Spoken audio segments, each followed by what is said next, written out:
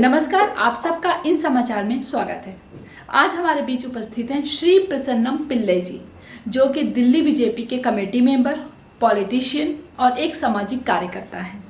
आज हम उनसे बातचीत करेंगे और जानने की कोशिश करेंगे देश दुनिया में जो इस वक्त माहौल छाया हुआ है कोरोना वायरस को लेके या बाकी किसी चीज़ को लेके। आज हम उनसे उनकी राय जानने की कोशिश करेंगे। तो चलिए हम बातचीत करते हैं श्री प्रसन्नम पिल्लई जी से। नमस्कार सर, आपका इन समाचार में स्वागत है। सर, आप बताना चाहेंगे कि आप पहले से ही पॉलिटिक्स और समाज सेवा में रुचि रखते थे या फिर बाद में आपको इन सब चीजों का एक इंटरेस्ट जागा, एक शौक जागा? मैं बचपन से इसी में जुड़ा रहा, पॉलिटिक्स में, क्योंकि मैं एक बाल्यकालीन स्वयंसेवक था। 6 क्लास में पढ़ते समय एक बाल्यकालीन स्वयंसेवक था, आरएसएस के साथ जुड़ा हुआ था। तो हमारा स्कूल में जो स्कूल का जो क्लास का लीडर को जो चुनता है वो नेशनल पार्टी का स्टूडेंट्स यूनियन का थ्रू होता है, स्टूडेंट्स ऑर्गेनाइजेशन का थ्रू होते हैं। तो मुझे मेरा एक भाई था, उन्होंने कहा तुम एबीवीपी का कैंडिडेट के लिए खड़े हो जाओ। तो मैंने 7th क्लास में एबीवीपी का कैंडिडेट के लिए खड़ा हुआ। तो ज्यादा वोट नहीं मिला क्योंकि 1983 में था। तो भाजपा जनसंघ से बीजेपी बना 80 में। 83 में मैं हमारा एक एरिया है केरला में, बल्लीगुंदम गाँव एरिया है। उधर एबीवीपी क्या है उधर का जनता को पता नहीं था, बट मेरे को तो 2 वोट मिला था, 2 वोट, केवल 2 वोट। तो फिर मैंने जिसने मेरे को खड़ा कर दिया था, मैंने उससे पूछा, आपने भाई मेरा बेइज्जती करवा दिया। नहीं देखो, ये शुरुआत है। हमारा पार्टी अभी बीजेपी, अभी एबीवीपी, लोगों को तो पता चल रहा है ना, कम से कम स्टूडेंट्स को पता चल रहा है एबीवीपी क्या है करके। तो आगे हम धीरे बढ़ेंगे। तो उसके बाद फिर मेरा कॉलेज के बाद में दिल्ली में आ गया। दिल्ली में भी जो जॉब करते समय भी मैं पार्टी के साथ काम करते रहा। तो मैंने 2007 में दिल्ली में चुनाव लड़ा, तो मैं 2nd नंबर में था उस समय। तो मेरे पास जो कार्यकर्ता आया, तो भाई साहब आप उन्होंने वोट नहीं दिया, इन्होंने वोट नहीं दिया। तो मैंने बोला देखो, हम कम से कम वोटों से हमारा है, 800 वोटों से हमारा है, 60,000 वोट था। तो मतलब हमने बहुत कम वोटों से हारा है 2nd नंबर में। जब मैं शुरुआत किया था मुझे केवल 2 वोट मिला था। तो इसलिए उस समय तो हमने ये भी नहीं सोचा था हमारे एक बीजेपी के लिए एक एमएलए बनेगा, एमपी बनेगा केरल में। आज भी एक एमएलए है, एमपी अभी भी नहीं है। तो आज मैं देखते समय मेरा जो बचपन का जो डिसीजन था, जो जैसे मैं आया मेरे को दिशा दिखाया, तो सही दिशा दिखाया उन्होंने। तो आज वर्ल्ड का सबसे बड़ा मेंबर वाला पार्टी और अच्छा लीडर, भारत को आगे बढ़ाने वाला लीडर का आज राजनीति में है, ऐसे एक पार्टी का। तो मैं भी हिसाब है ना, आज प्रदेश में दिल्ली स्टेट कमेटी मेंबर हूँ और एक दक्षिण भारत प्रकोष्ठ का प्रभारी का नाते में दिल्ली में काम कर रहे हैं। तो मुझे बहुत अच्छा एक पार्टी मैंने चुना है, वो भारत माता को मां मानने वाला पार्टी, देशभक्ति वाला पार्टी। बाकी जो परिवार वाला पार्टी से अलग है हमारा बीजेपी। तो मैंने सही जगह में आया, तो मेरे एक खुशी है इस पार्टी में आने से। तो बचपन से जुड़ गया था, तो अच्छा हुआ। तो कहीं ना कहीं से ये इन पॉलिटिक्स में और समाज सेवा में आने की रुचि आपको बचपन से ही थी? बिल्कुल बचपन से थी। मैं वही बताया, मैं 7 क्लास में पढ़ते समय मैं जुड़ गया। जी। और कोरोना वायरस के चलते जैसा कि आप देख रहे हैं कि काफी लोगों को परेशानियां झेलनी पड़ रही हैं अपने काम में, काफी लोगों को रोजगार चले गए हैं, बहुत सारी चीजों का सामना करना पड़ रहा है, लेकिन आपको अपने काम में किस तरह की मुश्किलें झेलनी पड़ी? मैडम, मैं पहले जिसको जो थोड़ा बहुत दिक्कत तो सब फील्ड में हुआ है जनता में, क्योंकि एक बहुत बड़ा एक बीमारी है, केवल इंडिया में नहीं है, पूरा वर्ल्ड में इसी से परेशान है। थोड़ा बहुत दिक्कत हुआ है लोगों को, बट सबसे बड़ा जीवन है, लोग समझ गया। फर्स्ट जो लॉकडाउन है, हम चिंतन भी नहीं कर सकता था, इतना 130 करोड़ जनता वाला कंट्री में 2.5 महीने पूरा कंप्लीट लॉकडाउन करके रखना, तो चिंता भी नहीं कर सकता था, सोच भी नहीं कर सकता था। एक हफ्ते के लिए तो हम सोच नहीं सकता था। ऐसे ही कंट्री तो 2.5 महीने तक जो रहा, लॉकडाउन रहा, तो जनता को कोई दिक्कत भी नहीं हुआ था, कोई परेशानी नहीं हुआ। तो ऐसे उन्होंने, जनता ने पूरा हमारा प्रधानमंत्री के ऊपर विश्वास किया, तो उनको कोई दिक्कत नहीं हुआ। आपने देखा होगा, कोई महंगाई नहीं बढ़ा, हर चीज जनता को मिलते रहा। थोड़ा बहुत परेशानी तो हुआ है, बट जनता वो समझ गया थी। तो देखो, पॉलिटिक्स सेवा है। आपने सोचा मेरे लिए कोई दिक्कत हुआ है कि नहीं? मेरे लिए पहले जितना काम करते थे उससे ज्यादा काम करना पड़ा इस लॉकडाउन में। तो देखो, हाँ जनता को परेशान है, तो हम क्या करना चाहिए? हम घर पे बैठ के तो फिर क्या है, जनसेवा क्या है? तो जी हमने जो कई लोगों का तो दिक्कत आया, फोन आया, तो हमने भी उतरा, रोड पे उतरा, तो जनता के लिए किट देने का काम, उनको कहीं देखो कैंसर पेशेंट, मेरे को अभी भी एक याद आ रही है, कैंसर पेशेंट को एडमिट करने का दिक्कत हो गया। एक मैं दिल्ली में नोएडा में एक पास में एक हॉस्पिटल है, उधर लेके जाने का, फिर तुरंत उसको सारा पास अरेंज करवा के उधर लेके जाने का काम, फिर उनको पैसा अरेंज करने का काम। और जो केरल से लोग अन्य स्टेट से दिल्ली में आके रह रहे हैं, तो उनको माँ बाप केवल उधर ही है, एक ही बेटा है दिल्ली में रह रहे, उनको फटाफट उनका फादर का डेथ होते समय उधर पहुंचने तो का काम। तो हमने कहीं उसी सेवा में जुड़ गया। तो मैं सुबह उठते समय मेरे भगवान से ही प्रार्थना है, ये भगवान आज कम से कम 2 लोगों को मेरा तरफ से मदद करने का एक सौभाग्य मुझे दे देना। ऐसा करके मैं सुबह उठते थे। तो मुझे मैं सेवा के रूप में आज भी काम कर रहे हैं, तो जी पहले भी काम करते रहे। ये तो तो मुझे जिस ऐसे तरह कोई से तकलीफ नहीं हुआ ऐसे। अच्छा और सेवा करने का और एक अच्छा एक मौका मिला मौका मिला और मौका क्या। मिला।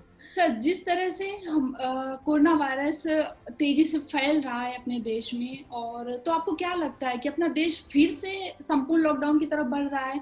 क्योंकि काफी सारे स्टेट्स हैं जो कि 3 से 10 दिन का लॉकडाउन ऑलरेडी अनाउंस कर चुके हैं। तो आपको क्या लगता है कि ये फिर से संपूर्ण लॉकडाउन की तरफ, ये कोरोना वायरस जिस स्पीड से बढ़ रहा है, संपूर्ण लॉकडाउन फिर से हो जाएगा? नहीं होगा भाई, क्योंकि जब हमने जो कोरोना वायरस जो शुरू हुआ था, जी तो हम लॉकडाउन 2.5 महीने तक कंप्लीट लॉकडाउन रखना। उस समय क्या था, इसका बारे में कुछ हमारा कोविड के लिए क्या चाहिए, कुछ हमारा देश को पता ही नहीं था, जी किस सेवा के लिए क्या चाहिए। तो ये कंप्लीट लॉकडाउन का रखने के ये लाभ हुआ, तो जनता को एक अवेयरनेस मिला, साथ साथ में हमारे पास एक पीपी किट, अभी पीपी किट है, तो हमारे खुद देश में बनाना शुरू हुआ। पर डे आज 4.5 लाख पीपी किट बना रहे हैं। और मास्क का बारे में हमने पहले देखा नहीं था, मास्क अभी सब जगह में उपलब्ध है, प्रोडक्शन करवा के सबको दे दिया सबको। सैनिटाइजर बनाने का काम, ये सब चीज लॉकडाउन से पहले नहीं था। तो नहीं अभी सब कुछ उपलब्ध है, और जो हॉस्पिटल सारा तैयार हो गया, तो ये थोड़ा सा हमारा भारत का रिकवरी रेट भी आगे बढ़ गया। अभी 63% रिकवरी रेट हो गया पूरा नेशन का। तो एक ये जब तक कोरोना खत्म नहीं हुआ तब तक लॉकडाउन रखना किसी भी कंट्री के लिए सोच भी नहीं सकता, तो कर भी नहीं सकता। अगर मान लो किसी स्टेट को है, कुछ जगह में हो रहे, तो ज्यादा हो रहे, तो उनके लिए कुछ दिन के लिए तो लॉकडाउन रखने में कोई परेशानी नहीं है। तो 130 करोड़ कनाडा को एकदम लॉकडाउन में रखना, वो सारा इंडिया को पूरा कंप्लीट लॉकडाउन रखना नहीं है, पॉसिबल नहीं है। तो इसलिए सर उसी तरफ में नहीं जाएगा।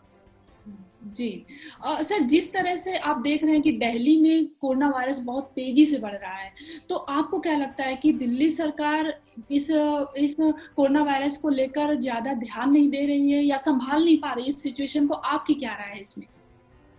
देखो, इस समय इतना बड़ा महामारी जो चल रहा है, इस समय किसी गवर्नमेंट को ब्लेम करना ठीक नहीं है। तो शुरुआत में जो हुआ था, थोड़ा बहुत इन्होंने इतना ध्यान शुरुआत में नहीं किया था दिल्ली सरकार ने, तो सच्चाई की बात है। बट जो एकदम बढ़ना शुरू हो गया, तो लोगों ने कहा जून में 1 लाख हो जाएगा, जुलाई में 5 लाख तक लोग हो जाएगा। एक छोटा सा स्टेट है दिल्ली, पॉपुलेशन ज्यादा है, 2 करोड़ जनता है, तो एकदम गवर्नमेंट भी घबरा गया था। वो मुख्यमंत्री ने कहा 5 लाख केस तक हो जाएगा, तो उन्होंने खुद सेंट्रल गवर्नमेंट के पास गया, अमित शाह जी से मीटिंग हो गया। तो अमित शाह जी ने इसका गंभीरता समझ के फटाफट मीटिंग बुलाया, जो हेल्थ कमेटी का मीटिंग बुलाया, और आईटीबीपी के साथ बात किया, फोर्स के साथ बात किया, क्या मदद कर सकता है। तो सब लोगों ने, दोनों जो सेंट्रल और स्टेट गवर्नमेंट मिलके जो उतरा है, इसके लिए क्या हुआ था, वो एकदम बेड भी तैयार हो गया। पहले 5,000 बेड था, फिर 10,000 हो गया, आज 30,000 बेड तक, वेंटिलेटर वाला बेड तक तैयार हो गया दिल्ली का अंदर। वो भी नहीं, पूरा जगह में सारा फैसिलिटी देने का काम किया, टेस्टिंग बढ़ा दिया। तो उसी वजह से आज एक दिन में 5,000 तक जो पहुंचा था केस, आज कम होते कल 1600 तक पहुंच गया। रिकवरी रेट भी बढ़ गया, 80% रिकवरी रेट बढ़ गया। तो गवर्नमेंट खुद सेंट्रल गवर्नमेंट से मदद मांगा, सेंट्रल गवर्नमेंट उन्होंने सही किया है, तो एक तरह से उनको कंट्रोल नहीं कर पाए, उन्होंने क्लियरली बोला। तो दोनों मिलकर कंट्रोल काम करने की वजह से आज दिल्ली थोड़ा काफी बेटर हो गया। सर, जिस तरह से केंद्र सरकार ने मध्यम वर्ग के लोग और जो छोटे वर्ग के लोगों के लिए जो राहत पैकेज का इंतजाम किया, जो उनके लिए रिलीफ फंड भेजा है कि लोग बिजनेस कर सकते हैं, तो क्या आपको क्या लगता है कि जो मिडिल क्लास वाले लोग होते हैं, जो मध्यम वर्गीय नौकरी पेशे वाले लोग होते हैं, क्या उनको किसी तरह की छूट नहीं देनी चाहिए, जैसे कि टैक्स वगैरह को लेके, कि उनको कोई छूट नहीं है, वो बस उनको भी समस्याएं हो सकती हैं? तो आपको क्या लगता है इस चीज को देखकर? मैडम, ये जो गवर्नमेंट ऐसे है, तो महात्मा गांधी जी पहले कहते थे गांव से होना चाहिए भारत का विकास। ऐसे एक स्वप्न लेके चलने वाला एक प्रधानमंत्री है नरेंद्र मोदी जी। आपने उठा के देखा होगा गवर्नमेंट का स्कीम, जितना भी जो गवर्नमेंट ने जो स्कीम जो इम्प्लीमेंट किया है, सारा गरीब के लिए किया। 70 साल में भी बहुत सारे लोगों को मकान नहीं था, 2 करोड़ मकान बना के दे दिया। और जनधन योजना अकाउंट का थ्रू 30 करोड़ जनता जनधन योजना अकाउंट का थ्रू ज्वाइन किया। सबको अभी ये लॉकडाउन का समय 1500 रुपये उसका घर पे पहुंचाने का अकाउंट में डाल के दे दिया। 9.5 करोड़ जो किसान जो लोग हैं, उनको 2-2 हजार रुपये अपने उसका अकाउंट में डाल के दे दिया। किसान के लिए सड़क योजना बनाया, खेती का बेचने से उनको कुछ अनाज में अगर कोई किसी तरीका से बीमारी से, बारिश के किसी तरीका से हवा से कुछ नुकसान हो गया तो 100% इंश्योरेंस मिलने वाला स्कीम लागू किया। गरीब लोगों के लिए आयुष्मान भारत दुनिया का सबसे बड़ा जो स्कीम है, आयुष्मान भारत 50 करोड़ जनता को जो 5 लाख रुपीस का जो इंश्योरेंस स्कीम है, जो हॉस्पिटल में जाके ट्रीटमेंट करने का ये काम किया है। जो है डिस्ट्रिक्ट वाइज जो dialysis scheme, Jan Aushadhi scheme, गरीब लोगों को सस्ता जो मेडिसिन लेने का काम, 19,000 गांव के अंदर इलेक्ट्रिफिकेशन का काम किया है। इस तरह से बहुत सारे इंश्योरेंस स्कीम लेके आया। और असंगठित मेखला में इंश्योरेंस 60 साल से ऊपर वाले लोगों को 3,000 रुपए पर मंथ पेंशन मिलने वाला स्कीम लेके आया। तो ऐसे बहुत सारे जो स्कीम्स है। अभी इस दौरान में आत्मनिर्भर भारत मोदी जी का एक बहुत बड़ा एक घोषणा है, इंडिया खुद के लिए, इंडिया खुद में खड़े हो जाओ। उससे पहले मुद्रा बैंक लोन, तो मान लो सबको देखो गवर्नमेंट में 60% भी भारत के अंदर 60% युवा लोग, सबको नौकरी देना मुश्किल होता है। तो इसके लिए खुद कुछ करके, खुद अपना बिजनेस करके खड़े हो जाओ, एक दूसरे को भी जॉब दे दो। इसलिए कोई गारंटी का जरूरत नहीं है। इसलिए मुद्रा बैंक लोन 1 रुपए से 5,000, 50,000 से 5 लाख से 10 लाख तक वाला स्कीम 3 योजना बना के मुद्रा बैंक लोन लाखों जनता उसी में शामिल होकर युवा लोग उसी में लोन ले रहे हैं। फिर 20 लाख करोड़ रुपीस अभी आत्मनिर्भर भारत द्वारा घोषणा किया गवर्नमेंट ने। एमएसएमई सेक्टर को 50,000 रुपए अलग रखा कुछ बिजनेस करने के। अभी टैक्स है, तो टैक्स से थ्रू भारत का विकास होता है। उसके लिए टैक्स अभी राहत देने के लिए टैक्स का समय बढ़ा दिया। पहले जून जुलाई में था, तो अब आपको नवंबर तक आपको टैक्स आपको जमा करना है। और इंटरेस्ट आपको हाउसिंग लोन है, उसी में भी उन्होंने राय दे दिया और थोड़ा आपको समय दे दिया उसको, 1-2 महीने का जो पेंडिंग के बाद में आपको जमा कर सकते हैं। ऐसे तो हर फील्ड में, मतलब हर सेक्टर का अंदर, मतलब रेल सेक्टर हो, रोड सेक्टर हो। हाँ, रोड के लिए हमारा इंफ्रास्ट्रक्चर के लिए 100 लाख करोड़ रुपीस पिछले बजट में मोदी जी ने रखा है। इस तरह से हर डेवलपमेंट के लिए मोदी जी ने जो वो देखते हुए स्कीम वगैरह लेके आया। हर सेक्टर का अंदर विकास के लिए उन्होंने काम किया। तो युवा लोगों के लिए सबसे ज्यादा, युवा और मध्य नीचे लेवल लोगों के लिए उन्होंने जो भी स्कीम लेके आए। इसलिए टैक्स में जो राय देना अभी कुछ समय ही नहीं के लिए दे दे, उसमें रिडक्शन दे दो, कम दे दो, अभी उसके लिए तो वो नहीं कर सकता, क्योंकि और कोई इनकम तो आपको पता ही है नहीं। भारत का विकास के लिए तो फंड तो चाहिए। इसलिए तो ऐसे कोई टैक्स का अंदर अभी तो 1.5 लाख तक रुपए के लिए 1 रुपए अभी टैक्स देने की जरूरत नहीं है। अभी तो वो स्कीम लेके आए हैं। इसलिए और कुछ अभी करने का वो जरूरत मुझे मैं नहीं समझ रहा उसके लिए चाहिए। सर अगर हम मुद्रा लोन की बात करें, जैसे कि आपने कहा कि मुद्रा लोन का जैसे कि मोदी जी ने किया था कि लोगों को मुद्रा लोन के थ्रू अपना बिजनेस स्टार्ट कर सकते हैं, तो इसमें जहां तक बहुत सारे लोगों का ये मानना है कि जनता को मुद्रा लोन में बहुत कम लोग ऐसे होते हैं जिनको मुद्रा लोन मिल पाता है। अगर वो बैंक में जाते हैं, अप्लाई करते हैं, तो उनको कहीं ना कहीं से उनको बहुत सारे डॉक्यूमेंट्स की डिमांड की जाती है और फिर उनको गारंटी मांगी जाती है। तो अगर मुद्रा लोन में इस और वही चीज उनको बैंक मैनेजर उनको मुद्रा लोन देने से मना कर देते हैं, लेकिन अगर वही एजेंट के थ्रू जाते हैं लेने के लिए तो उनको मुद्रा लोन मिल जाता है, ऐसा क्यों होता है? मैडम, गवर्नमेंट ने स्ट्रिक्ट इंस्ट्रक्शन दिया था और आपको बैंक में जाते समय आपका कागज है, देखो एक आदमी एक शॉप खोलना चाहते हैं, वो शॉप किराए पर ले लिया, वो किराए का जो रेंट एग्रीमेंट है और जो आप क्या करना चाहते हैं उसका एक रिपोर्ट बना के आपने बैंक के पास लेके जाएगा, तो आपको अगर वो देने में अगर मना करेगा तो सीधे एक एड्रेस उन्होंने जारी किया था जनपद का एड्रेस पे, उन्होंने अब इस नंबर में कंप्लेन करो, तो जनता अगर कंप्लेन करेगा तो तुरंत वो एक्शन को ले लेते हैं और जो उधर का विधायक होते हैं, एमपी होते हैं, उनका थ्रू जाके अगर बात करेगा तो भी वो मदद मिल जाता है। कुछ बैंक अगर करेगा तो बिल्कुल गलत है, गवर्नमेंट इसको ऊपर बिल्कुल एक्शन लेगा, बट गवर्नमेंट क्या है तो आप उनको कंप्लेन जो दिया है आप उसको थ्रू कंप्लेन करने के लिए कोशिश करना चाहिए, अगर नहीं करेगा तो आपको उधर का जो इलेक्टेड जो एमएलए से एमपी से कॉन्टेक्ट करना चाहिए।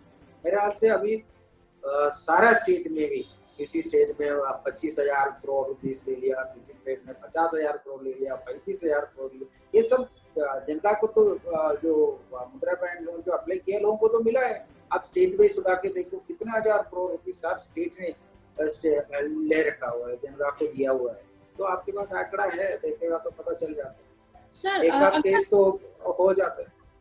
सर अगर रोजगार की बात की जाए कि जैसे कि प्राइवेट सेक्टर में मतलब बहुत सारे ऐसे एजुकेटेड लोग होते हैं, अगर हम छोटे वैसे स्टेट्स की बात करें जैसे यूपी एमपी इस तरह के स्टेट्स की बात करें, तो बहुत सारे स्टूडेंट्स ऐसे होते हैं कि वहां पर प्राइवेट का ऑप्शन बहुत कम होता है और गवर्नमेंट जॉब का ऑप्शन ज्यादा होता है। तो वहां पर बच्चे क्या करते हैं कि वहां पर तैयारी करना शुरू कर देते हैं कंपटीशन के लिए कि अब हमें डॉक्टर बनना है, इंजीनियर बनना है, या कुछ भी एसएससी वगैरह बैंकिंग की तैयारी करना शुरू कर देते हैं।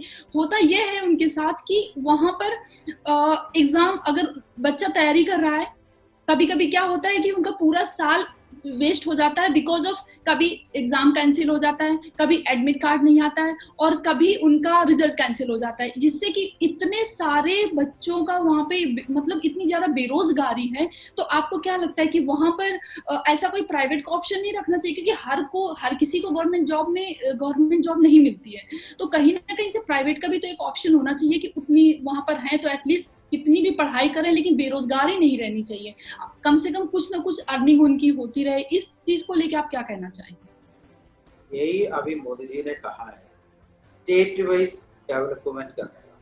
तो मान लो बिहार का लोग बहुत ज्यादा लोग दिल्ली में आते हैं हर स्टेट में जाते हैं, अगर उसी जगह में अगर बहुत सारे फैक्ट्रीज आएगा तो उधर का लोगों को कहीं जाने की जरूरत नहीं पड़ेगा। तो इसलिए है तो हर स्टेट को उन्होंने कहा है उधर कंपनीज वगैरह लेके आने का, वो काम आप लोग करो और खुद कुछ करने के लिए है मुद्रा बैंक लोन। एमएसएमई छोटा माल का जो सेक्टर है, छोटा सेक्टर आप कुछ करना चाहते हैं उन लोगों को मदद करने के लिए अभी इतना पैसा उन्होंने अलग रखा। ये सब कुछ मोदी जी आने के बाद जो ये काम हुआ है, तो इसलिए हर स्टेट को उन्होंने क्लियरली इंस्ट्रक्शन दिया है। अब तो ज्यादातर हमने देखा है लोगों का समय कितने परेशानी हो रहे थे, लोग गुजरात से, कुछ बॉम्बे से, कुछ केरल से, कुछ हर स्टेट से, बहुत सारे स्टेट से लोग उस समय अपने अपने स्टेट के लिए जाने के लिए तैयारी हो रही है। उस समय तो गवर्नमेंट का सामने ये सारे कुछ आए हैं, तो पहले से ही मोदी जी कहते थे हर स्टेट अपने अपने लोगों को नौकरी देने का तरफ आगे बढ़ना चाहिए। उधर के लिए क्या करना चाहिए, जॉब स्कोर करने के लिए सब जगह में आपने कहा था गवर्नमेंट एम्प्लॉयज गवर्नमेंट में काम नहीं दे सकता, तो इसलिए प्राइवेट सेक्टर आना चाहिए। तो इसलिए वो लोग उनका जो एम्प्लॉयज का जो है प्राइवेट कंपनी का होकर जो लोग जो पहले जो धरना प्रदर्शन करते थे, स्ट्राइक करते थे, उसका अंदर लेबर लॉ में भी कुछ इम्प्लीमेंट लेके आया है, कुछ यूपी ने अभी वो सिस्टम लेके आया है, तो गवर्नमेंट में भी पार्लियामेंट में भी वो सिस्टम लेके आ रहे हैं। तो इसलिए तो मेरे ख्याल से मेरे को लग रहा है आगे आने वाला समय में तो भारत में हर स्टेट का अंदर बड़े बड़े फैक्ट्री आ जाएगा, गवर्नमेंट को आने हमारा एम्प्लॉय, हमारा छोटे छोटे इंडस्ट्रीज को, युवा लोगों को जॉब मिलेगा, हमारा देश आगे बढ़ेगा, हमारा देश ही बाकी जो कंट्री को भी एक सेवा देने वाला एक कंट्री जैसे आगे आ जाएगा, मुझे ये विश्वास है। सर, कहा जाता है कि धर्म और पॉलिटिक्स को मिक्स नहीं करना चाहिए, लेकिन आप जैसे कि आप देखते हैं कि इंडिया में बहुत कई धर्मों के लोग रहते हैं, तो ऐसे में क्या ये चीजें इंडिया में लागू होती हैं कि धर्म और पॉलिटिक्स को मिक्स नहीं करना चाहिए? मैडम, धर्म और पॉलिटिक्स ये जनता का, देखो धर्म में आपको क्या सिखाते हैं, बाइबल में भी हो, कुरान में भी हो, गीता में भी हो, और आप अच्छी तरह रहने के लिए, अच्छी तरह जीवन जीने के लिए, सही रास्ते से जाने के लिए सिखाते हैं, है कि नहीं? कोई गलत कोई हमारा ग्रंथ में सिखाते नहीं।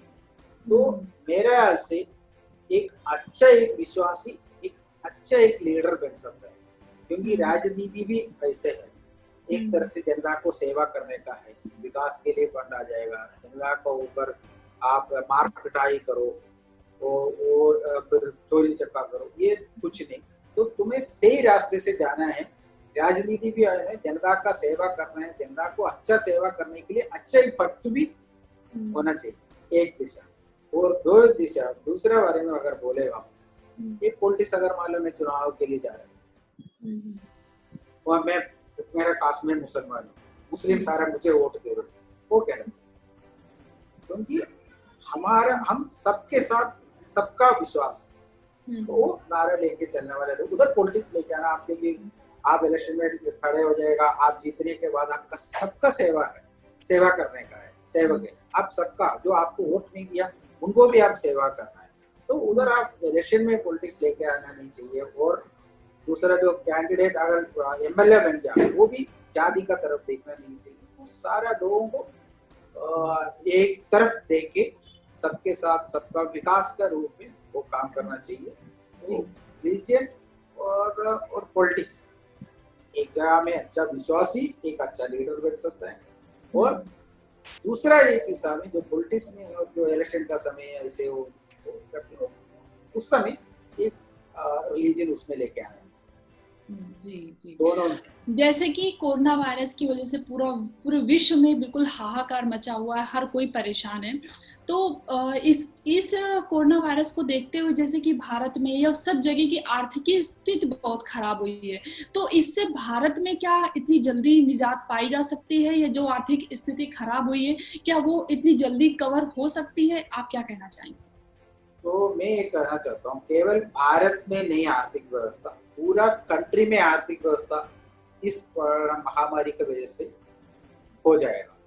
तो हमारा कंट्री में भी बिल्कुल इफेक्ट थोड़ा बहुत हो जाएगा, तो हम जल्दी उसको रिकवर करेंगे, क्योंकि हमारा मेहनत करने वाले लोग 130 करोड़ जनता है, और सब ज़्यादातर लोग भी 60% लोग भी किसान लोग हैं। किसान लोग अपना खेती में काम करते हैं, खेती में काम करके हमारा अनाज वगैरह, हमारा एफसीआई का गोडाउन वगैरह उन लोगों की वजह से बढ़ते हैं, उन लोगों की वजह से सब लोग, अभी गवर्नमेंट पहले 3 महीने के लिए फ्री में भोजन दिया, आज नवंबर तक लेके आया, क्यों?